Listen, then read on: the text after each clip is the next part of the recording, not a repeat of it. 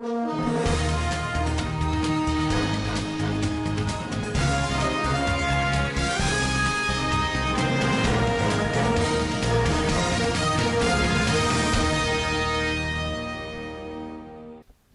will soon be among the richest states in Nigeria. Army arrests over 150 bandits, recover ammunition in Zamfara and Katsina State. President Buhari lists 9 priority areas to improve Nigeria's livelihood as he receives letters of credence on business. CBN directs banks to take charge of electricity bill collection. And on the international scene, Nigeria has most expensive internet globally. Study of 85 countries shows. Hello and welcome to Svtv News. I am Musa Joy Unyoza. Governor Bello Mohammed Matawale Marado has said that his state will soon be among the richest states in Nigeria if his plans are supported by the federal government. He expressed this optimism when he visited the head office of the National Health Insurance Scheme in Abuja.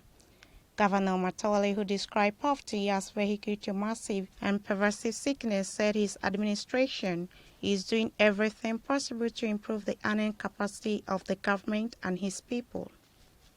And some people from outside the country used to come to the state and buy gold and other precious stones from all these small-scale miners. I made my investigation, which made me to make the state government to be engaging the miners so that we shall be buying the golds from them, so that we can, block that chain. I come to show him what the state government has already procured from the miners, from those people in the bush. So he has seen what we have. We have so many cages of gold in the state. He's very happy with the system that we initiated, and he said whatever support the state government needs, the federal government is ready to assist us. In fact, we have been given directives to the Minister of Solid Minerals to work with the state government to help to get some advice from Mr. President on how best we are going to tackle the issue of this illegal mining, which we have discussed, and he gave me all the support. And in the next few days, the people of Zamfara State will see a lot of changes, particularly in the mining sector. The governor said his administration is building health facilities at the grassroots so that the hinterland can have access to primary health care. So far, all the 23 general hospitals have been equipped with brand new ambulances and health equipment to boost the secondary health care system. The Sexual Assault Referral Center in Zamfara State on Tuesday said it had recorded a total of 460 cases of sodomy, defilement, and rape in 1 year. The coordinator of the center, Ahmed Shehu, made this known in Gusau while receiving members of the Zamfara Children Parliament who were on a visit. The news agency of Nigeria, NAN, reports that the visit to the center and remand home in Gusau was supported by the Save the Children International and NGO. Mr. Shehu said the cases involved mostly underage children and teenagers. He described the rate of rape and assault of children in the state as alarming, saying there was cause for serious concern. He explained that they received a call of a father who assaulted his 4-year-old biological daughter and called for both governmental and individual support on the issue, especially at the community level. Hundreds of people on Monday in Svtv local government area decamped from the People's Democratic Party (PDP) to the All Progressives Congress (APC). Our correspondent who was at the occasion reports that a number of them also changed their loyalty from the G8 group to the Alhaji Abdulaziz Yari faction of the APC. The ceremony was presided over by the former chairman of Svtv local government area, Alhaji Aliu MC. A madadin mai girma jagoran wannan jam'iyya a wannan jiha, Dr. Abdulaziz Yari Abubakar, shugaban wannan jam'iyya a wannan mataki na wannan karamar hukuma, ya karbi wa'annan bayan Allah wa'anda suka dawo suka daidaita sahu suka shigo wannan jam'iyya ta mu mai albarka. The decampees were drawn from different wards which made up of the local government Our correspondent Philip Peter observed that the ceremony was impressive as most of the participants were seen in a very happy mood. The Department for International Development has commenced the training of laboratory scientists towards preventing the spread of coronavirus among medical personnel in Zamfara State. The training, which is in partnership with Zamfara State government and taking place at the Federal Medical Center Gusau, commenced on Monday, the 24th of August 2020, and will continue on Friday, the 28th of this month.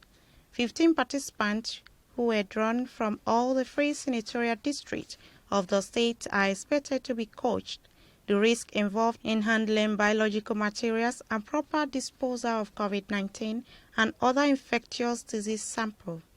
Earlier in a welcome address, the state coordinator of the Lafia UK Support for Health in Nigeria program, Dr. Manir Bature, said the 5-day training, which is tagged Training of Laboratory Scientists in Zamfara State on COVID-19 Molecular Diagnosis, informed DFID to support the laboratory scientists following the upgrading of Gene Expert Laboratory for COVID-19 testing at the Federal Medical Center Gusau by the state government.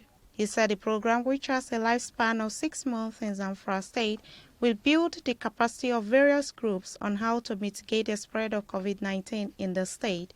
It could be recalled that 21 medical personnel were affected by COVID-19 disease in the state, who were also isolated, treated, and discharged.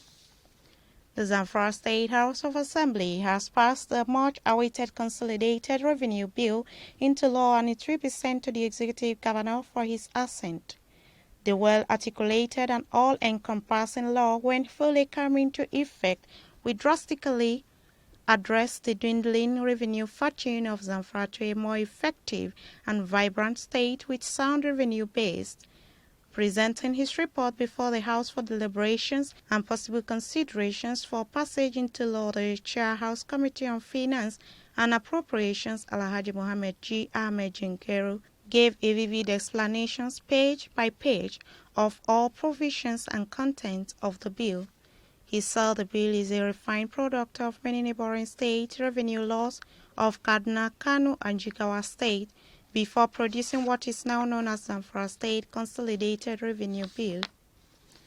National Cotton Association of Nigeria, Zamfara State Chapter, has announced the conclusion of preparations towards participation in the 2020 dry season cotton farming activities in the state.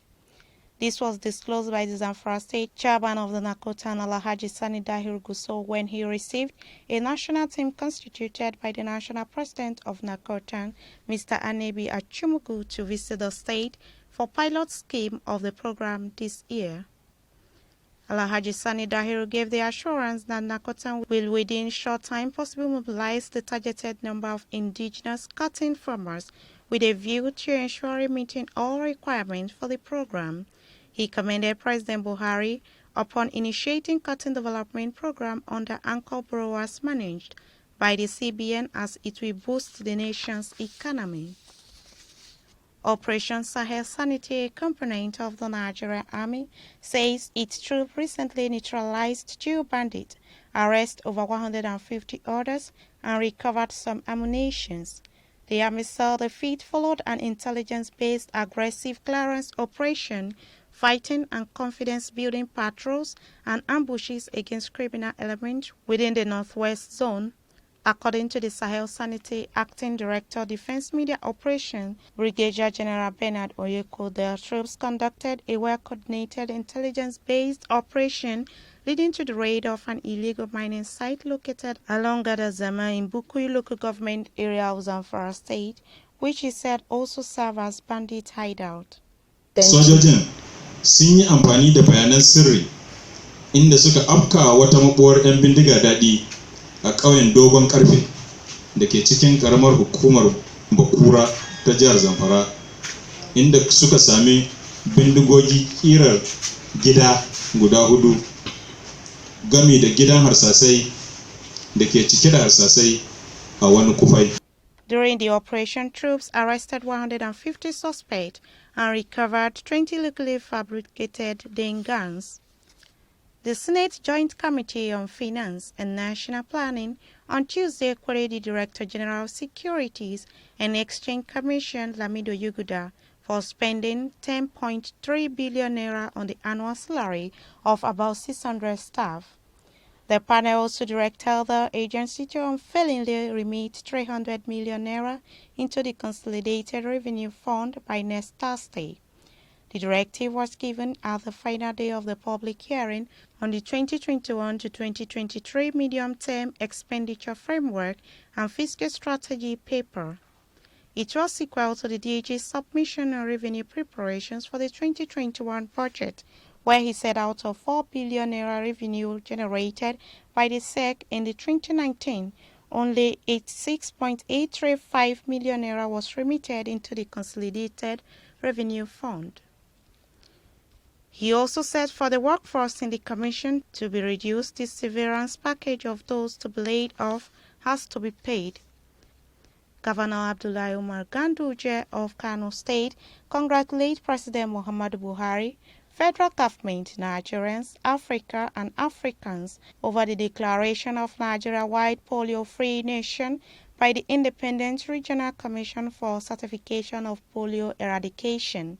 While the situation of the disease prevalence with Nigeria, Pakistan and Afghanistan a few years back was evident, he said Nigeria did her best to see to the end of the menace in the country. He thanked the Almighty Allah that the country attained this position now. He said as the deputy governor then he was heading the state committee in the fight against polio, they worked very hard with the traditional institutions, religious leaders and other stakeholders which helped in reaching the polio-free position today. President Muhammadu Buhari has pledged to Nigerians and the international community that his administration will use the remaining years in office to improve access to quality education, health care and enhance productivity among 9 priority areas. President Buhari, who made a disclosure when he received letters of credence from Ambassador High Commissioners of 8 countries at the Presidential Villa, Abuja. The credence are official diplomatic letters that appoint a person as ambassador or high commissioner to another country. The ambassador high commissioners who presented their letters of credence are Hochin Latil of Algeria, Long Koch of Vietnam, and Dr. Benson Alfred Bana of Tanzania. Meanwhile, President Muhammadu Buhari beat chest as he says he has fulfilled his promise of kicking out polio in Nigeria. On Tuesday, the Independent Africa Regional Certification Commission for Polio Eradication officially declared Nigeria and the rest of Africa free of indigenous wild.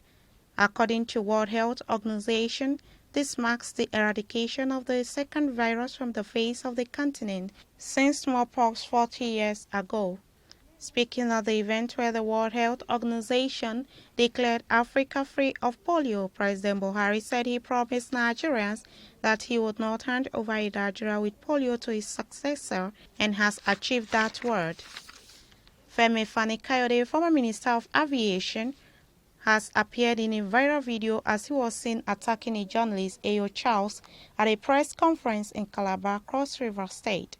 The ex-minister had visited Cross River last week during a tour of state in the South-South region controlled by his party, the People's Democratic Party, PDP.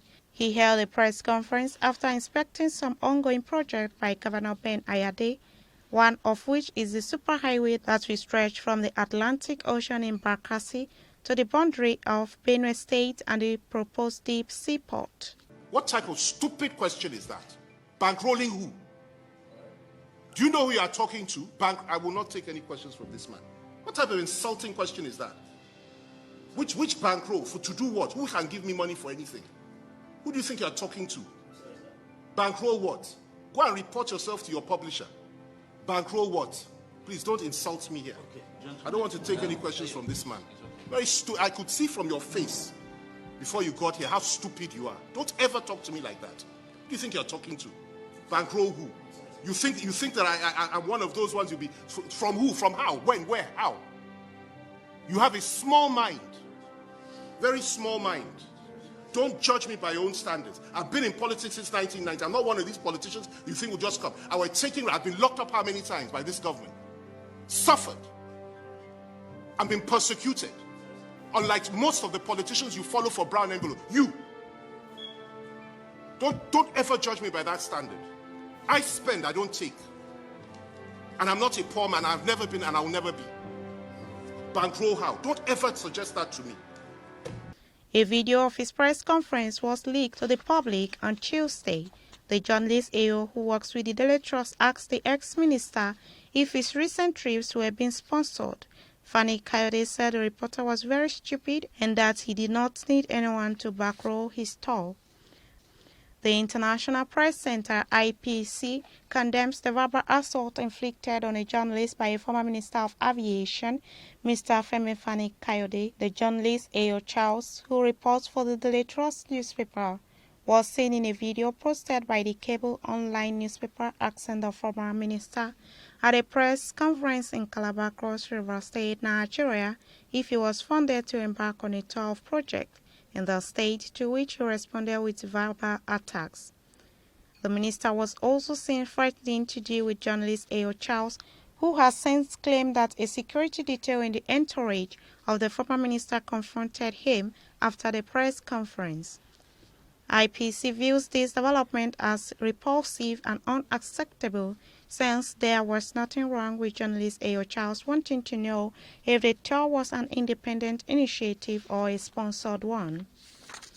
President Muhammadu Buhari on Tuesday in Abuja expressed optimism that African countries can defeat the coronavirus pandemic in the same manner it eradicated the world polio virus in the continent.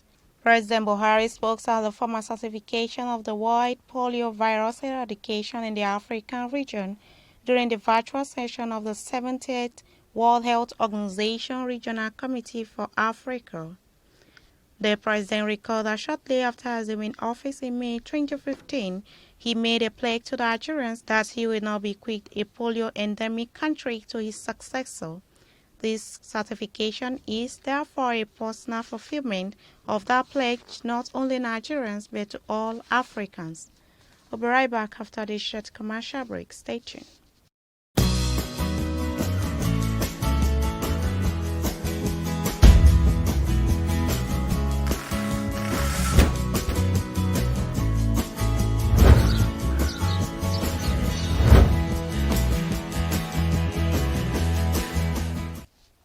Welcome back. Let me quickly take you to our business desk for the business update.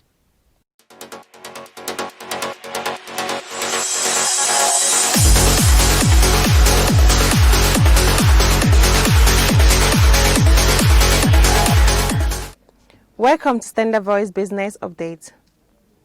Central Bank of Nigeria (CBN) has directed deposit money banks to take charge of collection of electricity bills payments in the country. The Apex Bank, in a circular signed by Hassan Bello, Director of Banking Supervision, said that the move is in line with a directive of the Power Sector Coordination Working Group to improve payment discipline in the Nigerian electricity supply industry (NESI). Circular noted that bank providing guarantee to the Nigeria Bank Electricity Trading (NBET) and the Transmission Company of Nigeria (TCN) on behalf of DISCOs could take responsibility for collection of the consigned DISCOs and remedies for DISCOs to both NBET and TCN. Circular read in part, the payment or settlement of all NESI-related goods or services shall be made through the Nigeria banking system. Constantly, all collection for the payment of NESI regulated goods and services provided by DISCOs shall be paid into a designated account, such that collections arising from services rendered by the DISCOs shall be paid into an account in the sole name of the DISCO. Collections arising from service rendered by a third party and parties on behalf of the DISCOs shall be paid into the account in the joint name of the DISCO and the third party vendors. And that's the Standard Voice Business Update. I'm Aguirre. And on the international scene, The cost of internet used is so expensive in Nigeria that the country ranks at the very top in a survey of 85 countries of the world. An analysis by Surfshark Press, a United States-based solution provider, released on Monday said Nigeria ranked below Colombia and Honduras in terms of internet affordability. Nigeria has the latest affordable internet globally. It ranked below Colombia and Honduras in terms of internet affordability. In its methodology, the company said the overall affordability is measured by combining the affordability of the cheapest mobile and broadband plans available in a country. On the overall analysis of the Quality of Life Index 2020, Nigeria ranked 81st. The analysis was based on 5 pillars: internet affordability, internet quality, electronic infrastructure, electronic government, and electronic security. The examined country have a combined population of 6.3 billion people. In Africa, the report said while Nigeria surpassed Algeria, it lagged behind South Africa, Kenya, Morocco, and Tunisia. That has been the news from Standard Voice Television. To end the news, a quick look at the major headlines. Zamfara will soon be among the richest states in Nigeria. Army arrests over 150 bandits, recover ammunition in Zamfara and Katsina State. President Buhari lists 9 priority areas to improve Nigeria's livelihood as he receives letters of credence on business. CBN directs banks to take charge of electricity bill collection. And on the international scene, Nigeria has most expensive internet globally, study of 85 countries shows. That's the news. On behalf of the production crew and head of News and Current Affairs Department, Alhaji Ibrahim Garba, to now I still remain Musa Joy on News. Stay tuned.